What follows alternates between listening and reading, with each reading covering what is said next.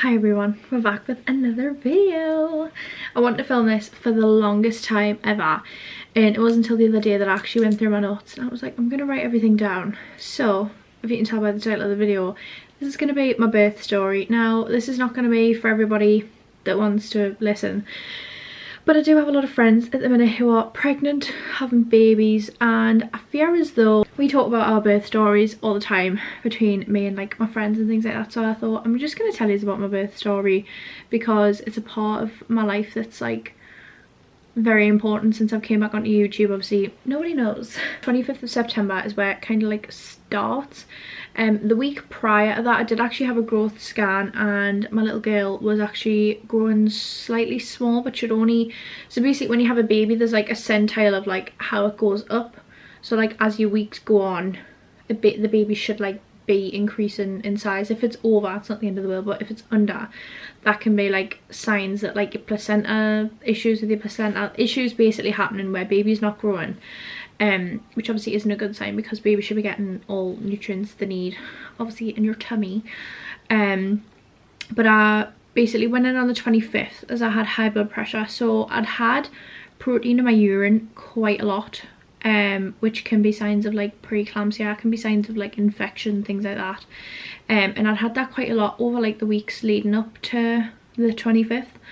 But I went in because I had really high blood pressure, headaches, which if you don't know what preeclampsia is, don't want to scare anybody. I didn't actually end up having it, but I was like borderline, or I might have like had it but it just wasn't major. We still don't know.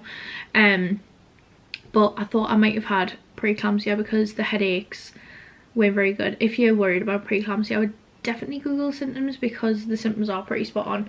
They do usually say like seeing stars, headaches, like a headache that won't go away with painkillers, high blood pressure, yeah, pretty much.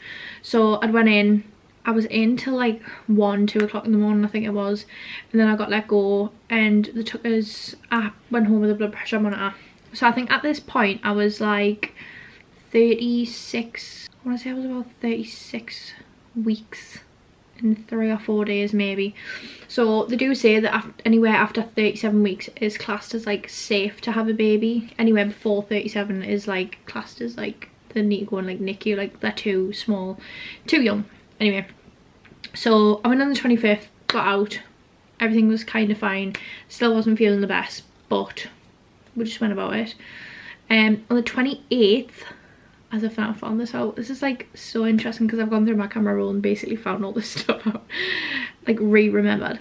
On the 28th I had a growth scan, and I was advised I need to be induced tomorrow or the day after. So the day I went in was the Thursday and they were like, we can either induce you tomorrow, which was the Friday, or the Saturday, which obviously I wasn't prepared for because I was under the expectation that I was going to make it to maybe like 40 weeks with no issues. But no, so I was 37 and 2 days at this point, I think. Yeah, I was 37 and 2. So I was like just over the mark, but they were like, you need to have this baby because basically in the growth scan where it like goes up like this, our last like dot was like here and our next one was like here. So she was smaller than what she was, like she was not getting any bigger pretty much, not by a lot. So I went in for that scan and they'd basically like scanned us, had a look. The doctor then, so like you go into a room, you get scanned, and then you go back into the waiting room. Obviously you get like your pictures and things like that, and then you go back into the room and then a doctor will come in, like get you and like speak to you about whatever, saying like, oh baby's fine or baby's not fine, whatever. I went back into the doctor's room and she was like, yeah, so baby's not growing at the minute, like doesn't seem to be growing a lot, not as much as we'd expect them to be growing. It was like, we're all gonna have to induce you. And I was like, oh. Actually I remember being sat in the room and literally thinking I was gonna throw up. Bear in mind I'm a pretty anxious girl.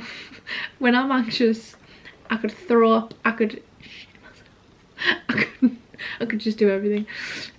So I was like, oh my god, expecting that to maybe say like, I don't know, like 3-4 days from now, which hindsight it was probably better sooner. And she was like, oh, we can either induce you tomorrow or we can induce you on Saturday. And I was like, I was like, do I really want to have her on a weekend? Like, as in, like, further back, because I know that obviously inductions can be like really slow. So I was thinking I don't really want to be like in labour on like Monday sort of thing, like in for a while. I'd rather just get it done as soon as possible. So I was like, I'll go in tomorrow and I'll go in and be induced. I didn't have a birth plan. I hadn't really like set one up. My midwife had asked us and said, what do you want to do? And I said, as long as she gets here safely. I'd love to have a water birth. I didn't get to have a water birth because I was actually quite high risk. But other than that, I was like, just as long as she gets here safe, and I just want like the option of paying whatever I can like feel at the time. I didn't want to be like, oh, I want like an epidural, and maybe I didn't need it. So put forward to the 29th. So I went home on the 28th. My suitcase for me had already been packed. Baby girl's bag had already been packed for about 3 weeks prior to this, because 1, I was excited, 2, I was paranoid just in case, and 3, I just wanted it there to go, so that worst case if anything like this had happened, because probably like the last 3-4 weeks before I gave birth, I was in pregnancy assessment quite a lot. Reduced movement, like preeclampsia symptoms, like infection, water infection symptoms, protein in my urine. So I had already been in there quite a lot, so I was just trying to be pre-prepared just in case, so that other people could just pick the bags up and bring them. But anyway, I went into the hospital on the 29th of September. I went in for about 10 AM. Didn't get induced until about 1 due to some personal things that I had going on, but 1 o'clock was when I was set to be like induced. So I had a pessary. Obviously with us being induced, that was like the first option for like induction. There was also like the balloon, I think, and stuff as well. I actually can't even fully remember, but I just said I'll go for the pessary. Like I just wanted to see what it did. Obviously first time mum over here. So I had a pessary inserted at 1 PM on the 29th.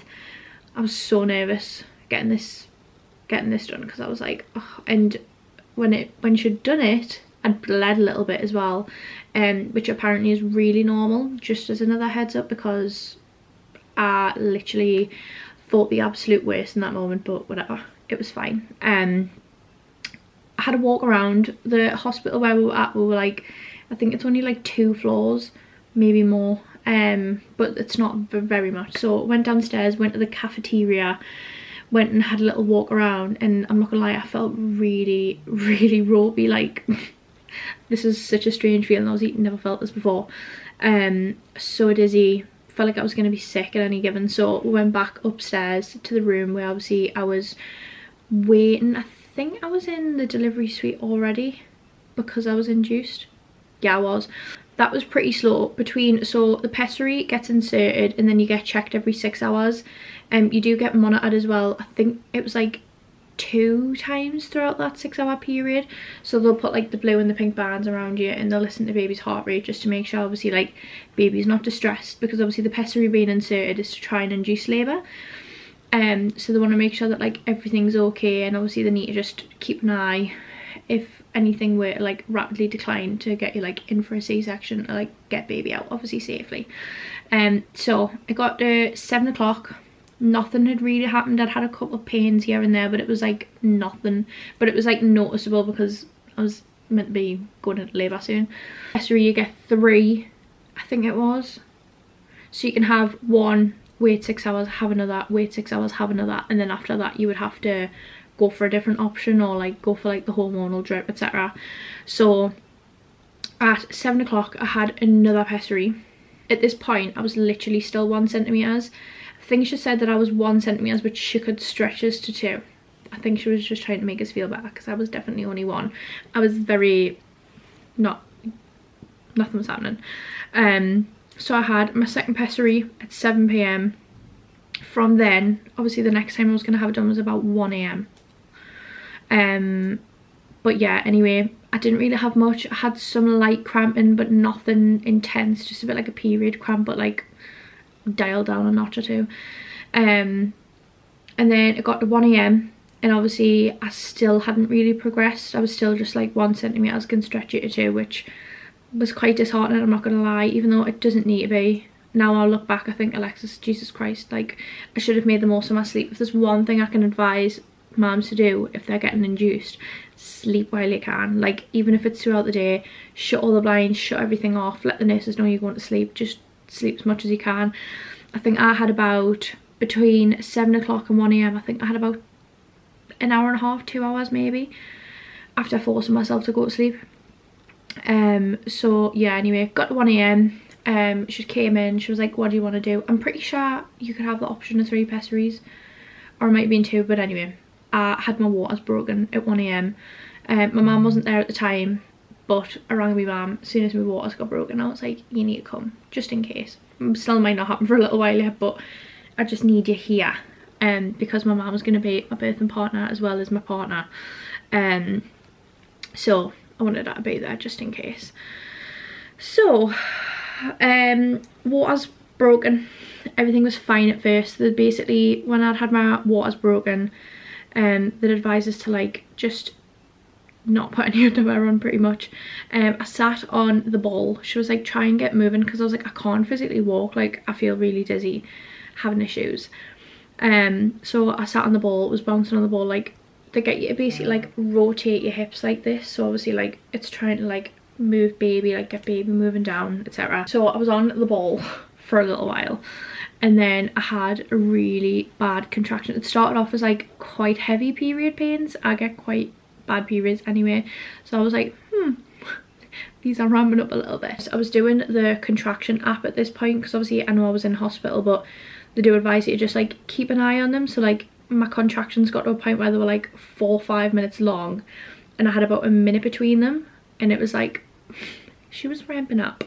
And I would say this was probably like maybe 2, 3 o'clock, where like it started getting a lot worse. Obviously like baby was like trying to make our way down, and that's when everything ramped up. Throughout all this as well, I was taking paracetamol. My dad was like, that's literally a placebo, get something stronger, like you're literally in labour about to birth a child, like stay away from the paracetamol. But obviously it was just easy. So I had a jab in my leg, and I can't remember what it was called, but it was basically meant to be like a pain reliever. I don't know if it did an awful lot, because I was still in a lot of pain, so maybe it actually did, but I didn't think it did, but it probably did. But at this point, when I had the injection in my leg, and I forgot what it's called, I'll put it on the screen if I can locate it through like my pregnancy notes. But I ended up having the jab in my leg. I ended up as well having to go on the drip, because I wasn't getting very big for how much I was contracting. So I ended up having the drip in my hand, which ramped everything up. Like, if there's one thing I can say, that drip worked. It really worked. So that got put in a cannula in my hand. Very uncomfortable, because obviously you're in labour. I was like, had a hold of the bed railings, my hand was stretched, it hurt, but yeah, telltale, so it doesn't matter. What else? I'm trying to think. I wrote a lot of things down, but a lot of things are like coming back to us. So I ended up having the drip. Like I say, that ramped everything up. I think I must have had that at about 4 o'clock. Had the injection in my leg, and that was it. And then I was like, I need something else, but like I don't want to go for the epidural. So I was offered gas and air, which that's lethal stuff, that's all I'll say. It was really good, but it's lethal. I had gas and air, which was helpful, but it doesn't help the pain. Just want to make this really, really clear for anybody that's expecting to use gas and air. All it does is basically just make you really high temporarily, to kind of like knock you out, like kind of like make you forget about what's going on. And you like breathe it in and out. You don't like breathe it in. I made the mistake of going like, you don't, you just, and then obviously come up for air, because you will end up passing out otherwise. But I was like basically puffing out like it was a vape, which obviously it wasn't. So yeah, pains ramped up, and I think somewhere between 6 and 7 o'clock I'd basically said I wanted an epidural. I think it must have been anywhere from like 5:30, but obviously they had to wait for an anaesthetist, I think that's what they're called, to come to be able to actually do it. Throughout this, it was like an hour they tried. So the anaesthetist came in. I had my midwife that was with us. They had to like take the bands off from around us that was monitoring baby, and my poor midwife, bless her, had to hold it underneath my belly, in between my leg and my belly. Bear in mind, my belly was huge, and I was sweating because I was like contracting like mad. Anyway, long story short with that one. So you have to be like hunched down. Like I had to be so far down, it was ridiculous. I had a bump in the way, I was contracting at the same time, so they were like, every time you've got a contraction just let me know and we'll stop, like we'll not keep going. And my contractions were so close, I literally had like a minute if that between them, so they were trying to do it within that time. Anyway, long story short, they weren't able to get it in my back. The amount of saline solution they had to put up there though, I actually still have got scars on my back. I had about 8 pin pricks of where they tried to put the epidural, like it's like a tube that goes in so that they can then like filter the epidural through there. And they just couldn't get it in. I had ultrasound on my back and everything all throughout this time. Like it was literally the longest hour of my whole life. It was dreadful. Anyway, got close at like 7 AM and I was like, I can't do it anymore. Like I'm in so much pain. I want to lie down. Like I want to be able to move around. I was literally being held down like this, like forward, and poor midwife hand under me belly with this monitor on, and somebody behind us trying to stick a needle in my back. And they had to keep like numbing us in my back as well. So it wasn't great, but I think that was personally just my hospital, because I know of a couple of other people that had issues, but it was like a last resort thing, and I was in so much pain that I was like, I need something. Like give it to me. And it's not a bad thing. I was kind of like in my head as though it would be like, don't get the epidural, Alexis, you don't need the epidural, like it's so unnecessary. And feeling as though it was almost like failure, which that was just my mindset at the time, guys. My mindset's totally changed now, because if the epidural had worked, it would have been brilliant. Do you know what I mean? They'd basically said, because they weren't able to get it in, they were like, a new anaesthesis is going to be in at 8 AM, like with the shift rotation. They were like, do you want them but to get them to come down? And I was like, yes please. Even though I was really contracting now, like the contractions are still the same, but you get really tired over time. So at this point, when I got to about 7, 8 AM, I was like pretty much passing out in between contractions, not in a bad way, but I was so tired and my body was going through so much that I was just like sleeping in between. I wouldn't say I was passing out, but I would. I was basically passed out, sleeping between every contraction that I had, and then obviously like puffing on my gas and air as well. So brilliant. 8 AM rolls around and the anaesthesist comes, knocks on the door. I was like, do you need us anymore? And I'm like, no. I was so straight up. I was like, no, I don't need you anymore. Like I could feel things were progressing. I think at this point as well, I went from like, I jumped massively. Like I think I was still like 2 centimeters at the time, and then by the time they checked us at about 8 o'clock, she was like, I'm sure she said I was about 8-9 centimeters. Like I'd jumped. So like in between this like pretty small period of time, I went from like being 2 centimeters stretched to being like, I'm sure I was like 8-9 centimeters. And then got to about 8:30 and I started mooing. If you don't know what mooing is, I didn't know what mooing was until after I had my baby, because she was on her way. She was like actually about to be on her way. This is about 8:30. Now I was literally like, I'm pooing, and they were like, you know, I was like, I'm literally pooing right now, like I can feel it. They're like, you know. I was like, somebody's gaslighting me, because this is not normal. It must have been between 8:45 and 9 o'clock that the pressure got so bad and my body had basically involuntarily started pushing, because obviously baby was ready to come out. So I was pushing through my contractions. Basically when you contract is when you push. So when your body's like going like that, that's when you push, and then when you stop contracting, they're like, right, okay, stop pushing, breathe. At 9:16 I pushed my little baby out and she was born into the world, which was just, if there's one thing I can say to people, is that there is actually no feeling and no experience anywhere close to birthing a child. Like it's like, oh, I can't even describe it. It's amazing.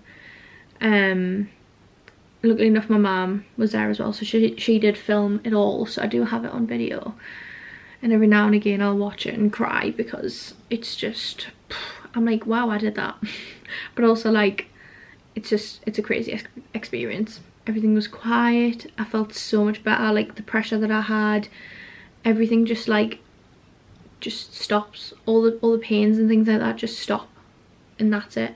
And then I had the call for my tea and toast, which, can I just say, toast after labour, unless you've had a child, and when you all do, because I know you watching this right now are probably pregnant, and when you're having your baby afterwards, that toast, oh, I think I had about 8 I must have had about 8 slices of toast. I was so hungry because I hadn't eaten from like 6 p.m. the night before until like 9 a.m. at this point, and bearing in mind I was pregnant, eating all the time pretty much because I was craving everything and just wanted to eat all the time.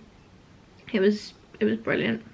I did attempt to breastfeed, but Maisie wasn't getting enough milk from, so she ended up having to go on like a heated pad because she wasn't able to maintain her body temperature because her blood sugar was too low. And then we ended up formula feeding her. I didn't have a set preference of whether I wanted to breastfeed or whether I wanted to bottle feed. I just wanted to do whatever was best, like whatever feeds her, whatever keeps her happy and neutral, like full of nutrients. So I did try, but it didn't really work. So I went for formula instead. I was 37 weeks and 4 days I think when I had her, so she was quite like small. She was really long. She wasn't that small, but she was actually quite teeny. And I only required 1 stitch, which was pretty good if I do say so myself. I mean, the 1 stitch was horrific, but I only needed 1 stitch, which was obviously like a lot better. But anyway, only other thing that really happened was Maisie actually had jaundice, because babies born like after 37 weeks before 40 weeks usually do tend to have a little bit of jaundice. Maisie actually got tested the day we were supposed to go home, and they were like, yeah, she'll have to stay in, and I was like, brilliant.